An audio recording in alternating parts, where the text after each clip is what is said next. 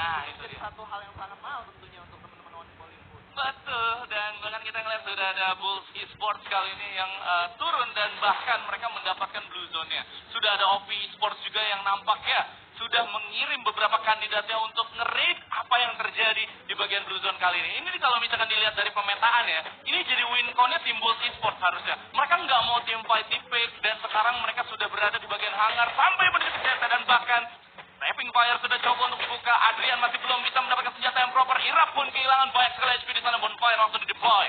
Dari seorang Cibeng dan juga Red 16 kali ini melakukan setup dari bagian kanan juga kiri. Cibeng hati-hati. Namun sayang sekali Irap justru yang akan langsung di-take down. Dan kawannya datang untuk menyelamatkan. Irap pun berhasil di-revive dan Bulls membungkus dua player langsung secara bersamaan. 2 poin eliminasi tentu menjadi satu hal yang sangat penting untuk teman-teman Bulls Esports. Nggak cuma dari mental aja, tapi dari sekitar drop zone mereka ini bakal menjadi cukup aman. Hanya RRQ saja yang bakal menjadi ancaman mereka, tapi artinya tidak ada yang benar-benar dekat dengan mereka yang membuat hanggar ini menjadi full lootingan untuk teman-teman Bulls Esports. Ya, itu dia. Bulls Esports sudah dapetin blue zone, dapetin kill 2 di awal game. Ini bisa jadi nafas perpanjangan yang sangat baik sekali untuk Bulls-nya sendiri. Dan bahkan sekarang kita melihat di mana sudah ada hangar yang menjadi full lootingan dari tim Bulls Esports. 2 kill di awal. Adrian berhasil menyelamatkan kawannya juga. Medgard dan juga Exindir jadi berhasil mendapatkan 2 kill dan mereka pun saat ini belum ada tim yang berani menabrak kembali. Walaupun sangat dekat dengan tim RRQ dan RRQ juga di sana kayaknya mereka mendengar apa yang terjadi di perbatasan hangar dan clock tower tersebut, tapi mereka lebih memilih untuk tidak ikut campur dan tim fight di bagian rumah batu tersebut pun langsung dilewatkan gitu aja oleh mereka. Iya, nggak bakal ikut campur, nggak ada alasan juga kecuali memang tadi bakal terjadi all in ya Pak. Ya. Tapi ini nggak all in dan pada akhirnya mereka coba tahan aja karena kalau kita tahu di tengah-tengah zona selanjutnya itu ada di clock tower Pak. Waduh, ini bakalan mengerikan nampaknya karena sudah ada tim yang decide untuk bermain lebih safe. Salah satunya adalah tim Bulls dan juga tim RRQ yang sudah berada di tengah-tengah zona awal tersebut. First Rider Eclipse juga tadi sudah sempat berpindah dan mereka pun akan mengamankan Arsenal tadi ketika turun di bagian Katusio dan akan kembali lagi menuju ke observatory. Ini perputaran yang menurut gue menjadi cukup unik untuk teman-teman dari First Riders Eclipse, tapi pembacaan tentang situasinya juga cukup oke karena mereka tahu betul di observatory harusnya cukup kosong, mereka melakukan looting di 2 kota sekaligus dan ini bagus banget Pak. Wow. Ini bakal ngebuat mereka punya resource yang sangat amat banyak dan menjadikan bekal mereka menuju ke pos. Tapi ini harusnya Darko dapat info kalau ada 2 orang yang mendekat ke daerah observatory. Cakep banget sih ini, informasinya langsung dibagiin dan bahkan memang ini adalah pertemuan yang memang ditakdirkan kayaknya ya, karena bukit observatory yang memang menjadi kunci perang beberapa tim yang memang pengen melihat apa yang terjadi di observatory itu. Bulls Esports langsung mengamankan dengan turun dari launchpad di hangar dan sekarang mereka sudah melihat adanya konsekuensi yang sangat besar sekali jika mereka terlalu cepat untuk turun. Exindir langsung melakukan setup terlebih dahulu di bagian bukit yang berbeda dan ini bakalan menjadi winning condition yang baik sekali untuk tim Bulls jika mereka bisa knockdown 1 aja dan mendikoy beberapa player untuk melakukan revive. Ya, ini menurutku menjadi sedikit aneh untuk Bulls karena mereka sebenarnya berada di tengah-tengah zona selanjutnya ketika mereka berada di sekitar hangar. Ya. Mereka mencoba untuk bergerak menuju ke observatory. Menurut gua semata-mata karena mereka butuh resource tambahan. Yang dimana kalau dari segi lootingan, lu bisa lihat mereka walaupun turun di daerah blue zone, mereka nggak punya resource yang banyak-banyak banget, Pak. Iya, Berarti ini cuma 4, glue 2, dan nggak ada yang punya pesta 4 juga. Aduh, berarti emang udah terlihat ya manusia yang butuh resource tambahan tuh biasa ada di mana-mana. Dan oke, kita akan balik lagi. First Rider Eclipse kali ini kedatangan tamu dari Bulls yang sudah melakukan serve di bagian bukit observatory. Adrian juga di sana sudah mulai turun. Manegot dikirim untuk menjaga bukit tersebut dan bahkan dengan Rafael skill ya dia bisa ngebantu teman-temannya lebih cepat untuk men-take down player. Azriel di sisi lain berhasil mendapatkan 1 kill atas seorang Andrew Q kali ini. Irap berhasil di-take down gitu saja. Lozi tembakan yang sangat baik, headshot menuju ke bagian seorang Irap di sana. Rush pun akan segera dilakukan untuk tim First Rider Eclipse. Setup di bagian higher ground ini membuat tim First Rider mendapatkan winning condition yang lebih baik dan akhirnya kali ini Exindir melakukan kocek dan berhasil di-kill begitu saja oleh seorang Lozi. 2 player diamankan oleh tim First Rider dan hanya ditukar dengan seorang Dark Hole. Ini masih menjadi kemenangan untuk First Rider Eclipse. Harusnya setup yang dilakukan oleh Bulls dipatahkan Fighter setelah Fauzi dan juga North di sana langsung second kill. Dan bahkan Darko Souza sudah tidak bisa diselamatkan. Ini akan menjadi 2v2 situation antara First Rider Eclipse dan juga Bulls. Ya, tapi nggak pakai lama, Adrian yang berhasil mendapatkan satu tempat yang dia inginkan, langsung hidupin kedua temannya. Dan ini menjadi satu kerugian dari teman-teman First Riders yang udah mendapatkan advantage 2 kill duluan. Tapi mereka nggak ngejaga bagian vending machine-nya, Pak. Iya. Pada akhirnya, ini bisa ngebuat beberapa teman-teman dari Bulls Esports kembali dihidupkan. Walaupun pada akhirnya Darko dan Souza juga berhasil dihidupkan, tapi dari segi timing mereka kalah. Iya, nggak kedetek kayak ini ya. Ada satu player Adrian di sana yang melakukan decoy sendirian, memberikan beberapa step dan juga savage skill.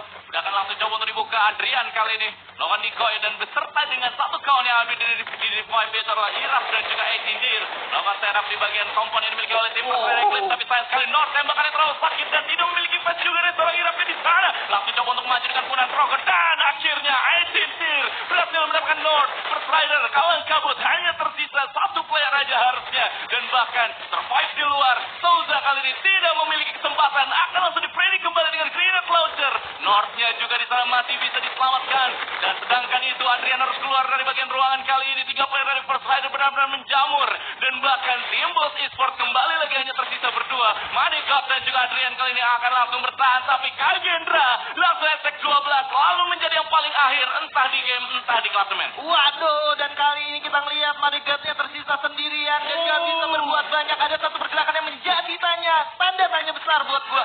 Kenapa teman-teman dari Bulls sudah berhasil mendapatkan satu kondisi mereka bisa kabur, malah melakukan regroup lagi. Ada satu call yang membuat mereka menjadi sedikit galau, dan yang membuat First Riders diuntungkan adalah ketika semuanya terkena down, Adriannya mundur ke belakang dan ngebuat bisanya teman-teman dari First Riders Eclipse melakukan reviving kembali. Benar, dan Adrian yang low resource itu ngebikin Adrian juga takut untuk Benar. melawan 2 player yang lagi datang ke Tiga tempat bahkan, mereka. Betul. tiga. Karena memang tadi kan 2v2 situation posisinya. Madeko di sini nggak bisa dapetin vision sama sekali karena memang kulkas tersebut ada di dalam rumah, dan untuk player yang ada di atas bukit nggak bakal kelihatan visionnya, dan itu memang sulit banget untuk di counter sama tim Bulls Esports-nya. Kalau kita ngomongin Bulls, tadi tuh ada Madikot ya, orang Ya. terakhirnya. Itu udah benar-benar ada di posisi yang cukup aman untuk Betul. melarikan diri. Udah misah aja. Udah misah. Tapi ternyata ada satu call yang mungkin membuat dia harus melakukan komit karena infonya semuanya udah terkena down. Nggak salah juga. Nggak salah juga. Cuman yang harus diperhitungkan adalah ketika dia berada di bukit untuk Aduh. melakukan satu pendekatan ke arah sana, itu masih cukup jauh, Pak. Butuh waktu. Butuh waktu, takes time, dan jangan lupa teman-teman dari tim First Rider ini adalah tim yang selalu diuntungkan selalu ya, karena memang kita ngelihat tadi pas reviving setelah Bulls Esports itu First Rider langsung grouping, mereka fokus tim fight 3 lawan 4. Dari situ aja mereka udah bisa menang gitu kan. Dan Madikot di sini gue masih bingung, dia nggak punya vision, jadi apa yang harus dia lakukan? Mendekatkan diri kepada teman-temannya.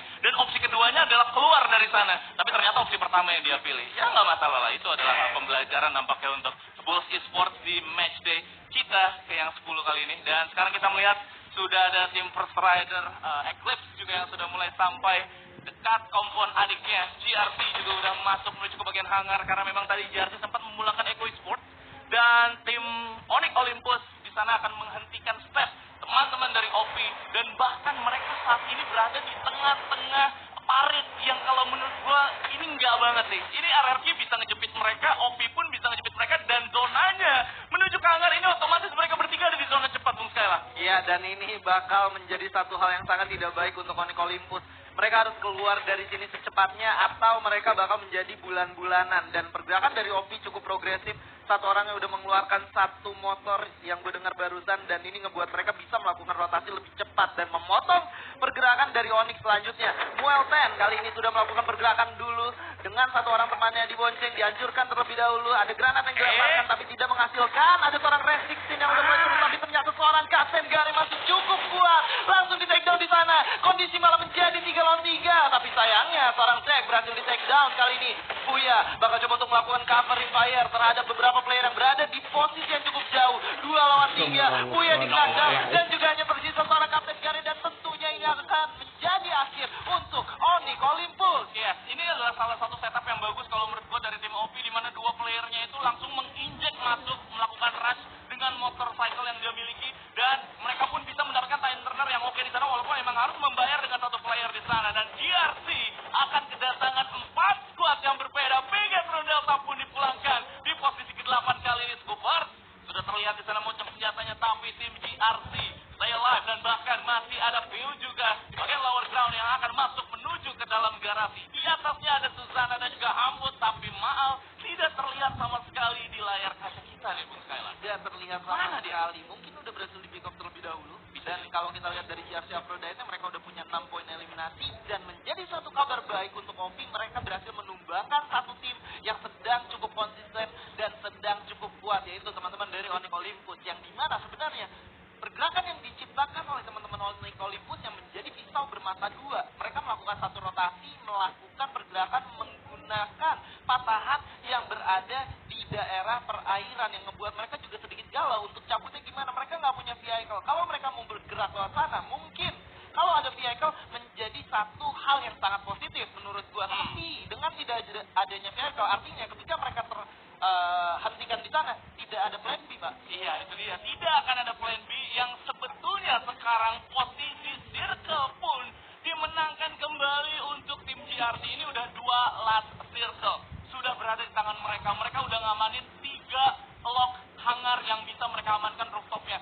Ini bener-bener bagus banget sih dari adjustment playingnya tim GRC. Karena apa? Karena kalau misalkan mereka itu ngelok satu aja hangar yang bisa dimanfaatin itu rooftopnya, itu bakalan jadi musuh abadinya dan menjadi musuh pertamanya dari tim GRC. Karena mereka bakal saling lihat-lihatan karena punya grounding yang sama. Dan sekarang mereka-mereka yang lagi ada di Watchtower yang sudah sampai di bagian hangar rooftop yang tadi sempat gue bilang salah satunya adalah tim First Rider Storm, ini akan menjadi musuh pertama dari tim GRC. Dan ternyata akan ada tim RRQ juga yang menapaki teman-teman dari First Rider terlebih dahulu kali ini dengan status 3 player yang habis di revive. Tim RRQ tidak gencar dan ditambah sudah ada call juga dari seorang Legalos yang dimana mereka pun berada di rooftop atas dengan bantuan dari launchpad yang ada. Ternyata hujan peluru dari mana-mana. Tim RRQ pun kedatangan hujan peluru dari tim Genesis Dogma dan juga tim GRC, dan bahkan di kolongnya itu masih ada OP Griffin harus ditutup dengan glue wall, tapi mereka punya limit yang sangat sedikit sekali dari resource yang mereka miliki. Ini RRQ mau nggak mau harus turun sih. Cepat atau lambat mereka bakal turun, dan kalau mereka nggak turun dari sekarang, bagian kerennya dikuasain sama OP, ini bakal menjadi sangat berbahaya untuk RRQ. Tapi setidaknya mereka masih coba untuk bertahan di daerah atas sambil memberikan beberapa pressure terhadap satu tim yang ada di depan mereka, yaitu teman-teman dari First Rider. Ada satu player yang berhasil di take down, seorang Uwai di sana. Masih ada duel untuk menyelamatkan dan ada reset momentum yang terjadi. David bakal coba untuk turun terlebih dahulu, sementara Uwai sedikit terjebak dan harus melakukan medikasi terlebih dahulu. Gila, gue suka banget sama GRC gimana cara mereka bermain, Mbak. Dia tahu kalau misalkan di depan dia itu sudah dibantu sama tim RRQ untuk melakukan distraksi, dan di bagian kiri mereka itu ada tim MOF yang lagi ada di Watchtower. Grounding mereka itu semuanya sama, dan sekarang decision making mereka itu adalah turun menuju ke lower ground dan bertahan di dalam komponnya. Gila, ini benar-benar jenis banget dari tim GRC. Dan sekarang kita ngeliat tim RRQ yang masih menataki siapapun yang ada di depan mata mereka. Corsin Clinic juga di sana akan coba untuk dibuka, tapi sayang sekali tim RRQ harus segera move dari tempat mereka. David berhasil langsung diamankan oleh seorang Razor dan nampaknya langsung dikonvert menjadi kill. 3 melawan 4 kali ini akan terjadi. Ikal juga akan langsung membuka suatu glory spawn yang sangat baik. Ambot pun naik menuju ke bagian higher ground dengan penggunaan Trogon dan grenade launcher yang masih ada atau tidak. Kali ini menjadi pertanyaan yang besar, dan bahkan tim First Rider keduanya sudah masuk ke dalam circuit terlebih dahulu karena berkat hangar yang tadi sempat gua mention. 3 hangar kunci di dalam peperangan terakhir dari hangar ini. Dan pada akhirnya teman-teman dari RRQ berhasil memanfaatkan situasi yang tercipta antara Morph dan juga First Rider untuk bergerak masuk menggunakan mini launchpad-nya. Razor bakal coba untuk bertahan berbarengan dengan beberapa tim yang sudah langsung berada di satu komponen yang sama. Seorang Ambot berhasil di take down oleh Uwai, dan Uwai juga kali ini berhasil di take down balik oleh Abai. 4 poin eliminasi dan masih lengkap 4 orang. RRQ menjadi biggest threat pada zona terakhir kali ini. Gila, OP main safe banget kali ini, Pak. Lu lihat di sana, mereka benar-benar nggak mau trading peluru sama sekali. Genesis Dogma pun berhasil dipulangkan, begitu juga tim First Rider Storm. Dan kita hanya tersisa 5 squad kali ini. Tim RRQ berada di hangar dan mereka pun akan langsung memiliki grounding yang sama dengan tim GRC, like what I said before. Dan Faiz pun hilang begitu saja oleh Playzone dan akan langsung dikonvert menjadi kill oleh seorang Abai. 5 poin eliminasi ini akan menjadi masa depan yang cerah untuk tim RRQ. Dan bahkan mereka masih berada di atas, walau di zona cepat mereka masih memiliki 20 detik untuk menembak siapapun yang ada di vision mereka. Iya, dan kali ini fokus utama mereka lebih ke arah GRC yang menjadi biggest threat mereka. Mereka tahu mereka turun butuh waktu dan mereka tidak bisa berputar karena zona bakal menggigit sebentar lagi. Di bawah mereka ada teman-teman dari Morph yang akan nungguin mereka untuk turun, tapi dari kejauhan. Gak cuma teman-teman dari GRC aja, tapi ada First First Rider juga. Kapten Darko coba untuk ditembak, Lim berhasil di take down di sana. Ras coba untuk bertahan dari kejauhan. Haidat mendapatkan tembakan dari atas dan juga sebelah kanan, di mana Kapten Darko berhasil di take down sekali lagi. Wow, JRT masih bertahan sebagai sang tuan rumah yang memang standby dari bagian hanggar pertama, dan kali ini Souza akan bermain-main dengan Alvaro Pasif plus M79 yang sudah ada di tangannya. Ini sangat mengerikan. Balik lagi, kita sering banget melihat si M79 bandel banget. Langsung bisa nge-take down 3 player bahkan lebih, dan sudah saling tukar-tukaran launcher di sana.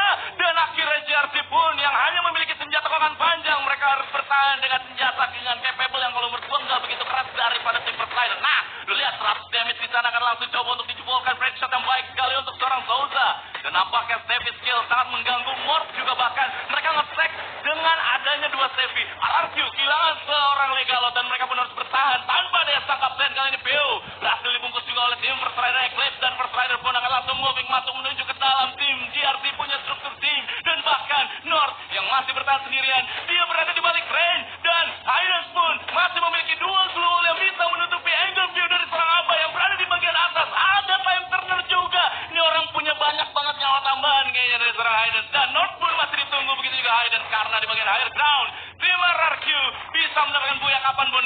Ada Homer skill untuk connect menuju ke bagian sisi seorang North, dan bahkan Northnya